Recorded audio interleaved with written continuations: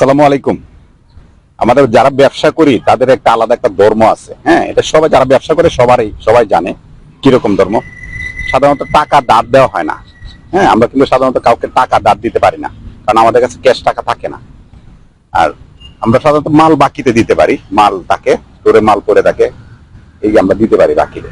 তো এইরকম এক ঘটনা, আমার এক ব্যবসায়িক পার্টনার আর কি, বন্ধু ধরতে পারেন, সে আমার থেকে 40 বছরের বড় হবে। তার ছেলে চাকরি হয়েছে। হ্যাঁ, হঠাৎ করে সে টাকা তো ধার চাইতে পারে না, সে আসছে অফিসে যে আমার 4 টন মাল আছে, মালটা একটা ইমার্জেন্সি কিনতে হবে। কি কারণে? আমার টাকা লাগবে 10 লাখ। কি কারণে তোমার 10 লাখ টাকা হঠাৎ করে কিসের জন্য লাগবে? ক্যাশ টাকা লাগবে, মাল না কিন্তু ক্যাশ টাকা। ব্যবসায়ীদের ক্যাশ টাকা বের করা খুব কঠিন, যারা ব্যবসা করেন তারা জানেন। তো আমি কেন হঠাৎ করে 10 লাখ টাকা কিসে লাগবে? আমার ছেলে চাকরি হয়েছে, এই কারণে লাগবে। কোথায়? সমাজসেবা অধিদপ্তরে। মানে তো টাকা চাকরি বুঝতে তুমি চাকরি নিবা কেন? বলতেছে যে আমার ছেলে চাকরি করবে, তার চাকরি খুব পছন্দ। হ্যাঁ, তার মাও চায় যে চাকরি করুক। তা আমি বললে তো আর হবে না, তারও তো একটা ইচ্ছা আছে, সে চাকরি করবে। আচ্ছা ঠিক আছে, তো তুমি কি আগে কথা বলে নেও নাই যে তোমার টাকা দিতে হবে, কত টাকা লাগবে এটা তুমি আগে বলো নাই? তাহলে টাকা আগে রেডি করে রাখতা। বলছে যে বন্ধু, বিষয়টা এরকম না, যে আমাকে চাকরিটা দিতেছে সে আমার ছোট ভাই। ঠিক আছে, সে বলছে আপনি ফর্ম কিনেন, সবকিছু করেন, ভাইবা রিটার্ন সব আমি দেখবো, এটা কোনো চিন্তা নাই, আপনার কোনো কিছু লাগবে না। আপনি আমার বড় ভাই, আপনার কত হেল্প করছেন, আপনি এমনিতে চাকরি হবে। ঠিক আছে, ভালো কথা, সবকিছু ওকে।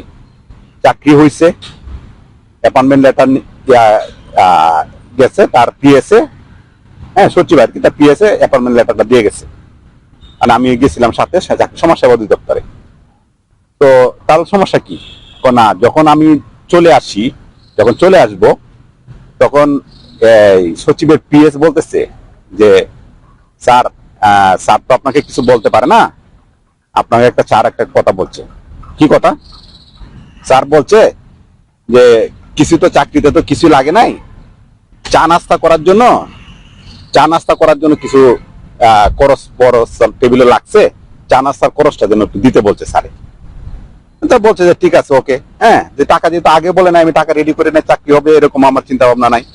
চাকরি যেহেতু হয়েছে, তখনও সে টাকার কথা বলে নাই।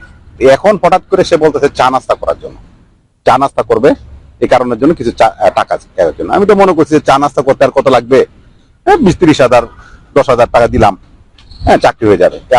চা নাস্তা তো এর বেশি লাগে না, শেয়ার না খাইলে তো এর বেশি লাগবে না। ঠিক আছে, বলছে কত? বলতেছে না আপনি জানেন না, এমনি একটা সরকারি চাকরি হলে চা নাস্তা করতে কিরকম লাগে। তো বলতেছে আসলে আমি তো চাকরির লাইনে নাই। হ্যাঁ, আমি আসলে চাকরির লাইনে নাই, আমি তো ব্যবসা করি। আমি এটা শুধু বলতে পারবো, ব্যবসার ব্যাপারটা বলতে পারি, চাকরির ব্যাপারে আমি ইন্টারেস্টেড ছিলাম না। আমার ওয়াইফ আর সে জোর করে চাকরি নিবে এই কারণে, কারণ চাকরি কয় টাকা বেতন পাবে, কারণ সে করবে সরকারি চাকরি। আচ্ছা ঠিক আছে, কত চা নাস্তার জন্য কত? পরে বলতেছে আপনি হিসাব করে দিয়ে দিয়েন। না না, আমি তো হিসাব করে দিয়ে দিব। ঠিক আছে, কত দিব? পরে বলতেছে না, আপনি হিসাব করে দিয়ে দিয়েন। এরকম জোরাজুরি করতে করতে সে বলতেছে স্যার বলছে 10 লাখ দিতে। স্যার বলছে 10 লাখ টাকা দিতে, মানে চা নাস্তা করবে এই কারণে 10 লাখ টাকা লাগবে। অনলি চা নাস্তা করতে। আপনি বিষয়টা বুঝেন, যে চা নাস্তা করতে আপনার 10 লাখ টাকা চাইছে সে।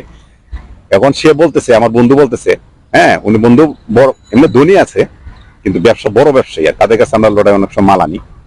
বন্ধু দেখ, যদি চা নাস্তার জন্য সে 10 লাখ টাকা চাইছে, ভাগ্যিস সে যদি বিরিয়ানি অথবা কাচ্চি বিরিয়ানি খাইতে চাইতো, অথবা চাইনিজ খাইতে চাইতো।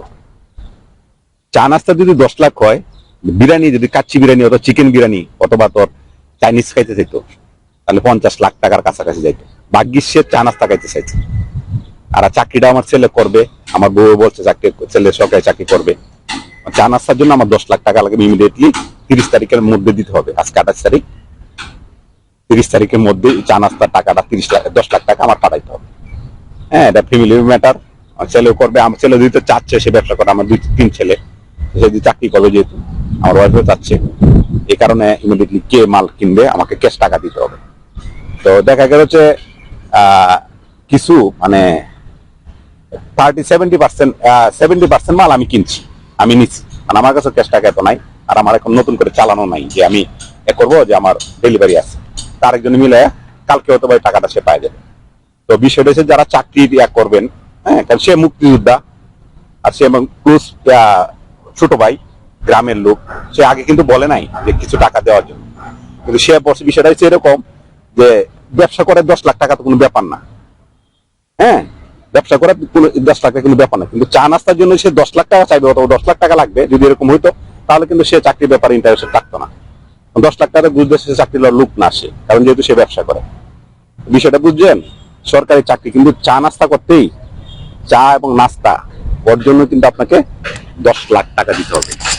ঠিক আছে, বিরিয়ানি যদি খায় তাহলে বুঝতে পারেন 50 লাখের মতো যাইতে পারে। আসসালামু আলাইকুম।